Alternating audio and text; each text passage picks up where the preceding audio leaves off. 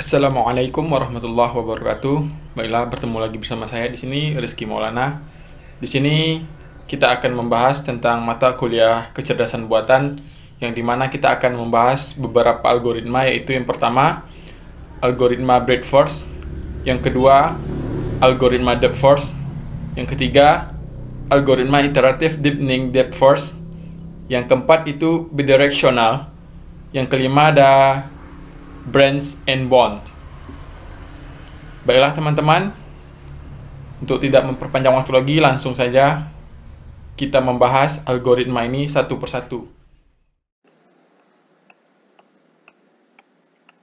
Baiklah, langsung saja. Di sini kita akan membahas algoritma yang pertama, yaitu breadth first search.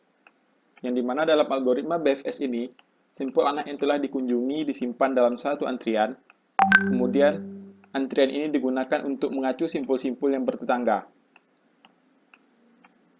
Untuk memperjelas cara kerja algoritma BFS ini, dapat kita lihat langkah-langkahnya, itu bisa kita baca di sini. Ada masukkan simpul ujung akar ke dalam antrian, kemudian ambil simpul dari awal antrian, lalu cek apakah simpul merupakan solusi. Jika simpul merupakan solusi, pencarian selesai dan hasil dikembalikan. Jika simpul bukan solusi, masukkan seluruh simpul yang bertetangga dengan simpul tersebut ke dalam antrian. Jika antrian kosong dan setiap simpul sudah dicek, pencarian selesai dan mengembalikan hasil solusi yang ditemukan. Hasil solusi tidak ditemukan. Kemudian ulangi pencarian dari langkah kedua. Contoh penerapan algoritma BFS tersebut bisa kita lihat pada gambar yang ada di sampingnya, yaitu yang dimana yang telah dilakukan tadi. Jika simpul merupakan solusi, pencarian selesai dan hasil dikembalikan. Jika simpul bukan solusi, masukkan seluruh simpul yang bertetangga dengan simpul tersebut. Yang dimana maksudnya tadi dari A menuju ke B, yang dimana simpul bukan solusi, maka dia akan melakukan pencarian ke seluruh simpul yang bertetangga, yaitu dari B, C, D. Selanjutnya, akan diturunkan berawal dari simpul kiri tadi yang akan lanjut ke kanan, seperti dari antara B, C, dan D. Maka akan dilanjutkan dari simpul kirinya itu ada E, F, G.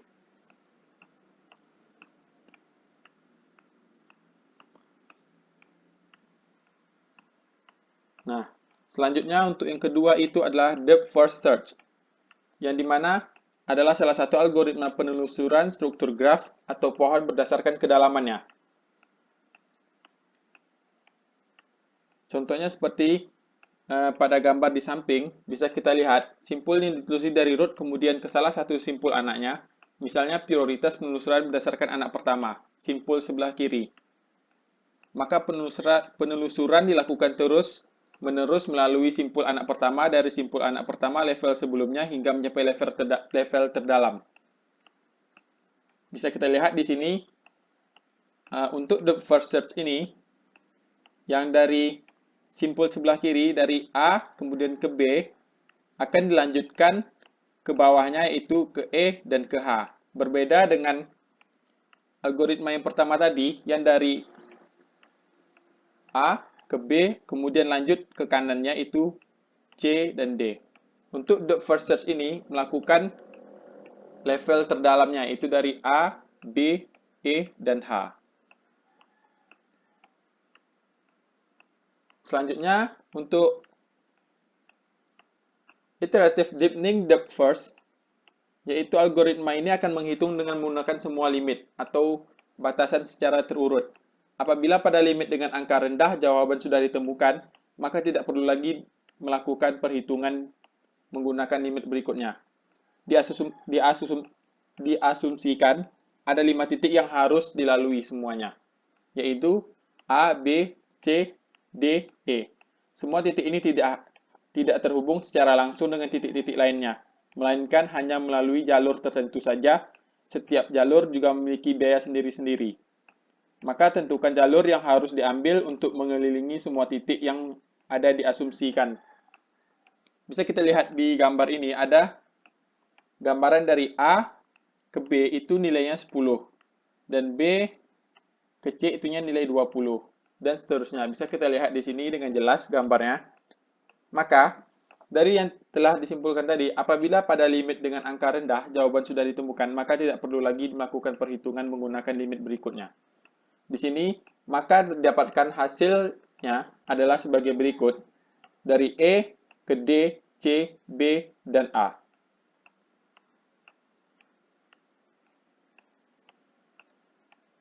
Selanjutnya, untuk bidireksional, algoritma ini membutuhkan informasi lengkap tentang solusi atau goal yang dituju.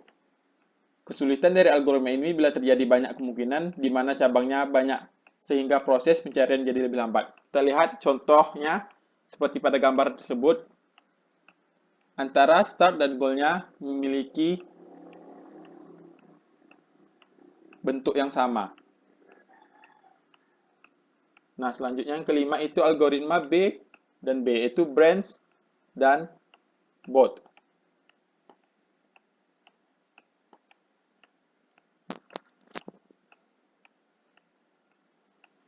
Branch dan bond. Algoritma branch dan bond ini adalah salah satu algoritma yang digunakan untuk pencarian jalur. Contoh yang dibahas kali ini adalah mengenai pencarian jalur yang melalui semua titik dengan biaya terendah.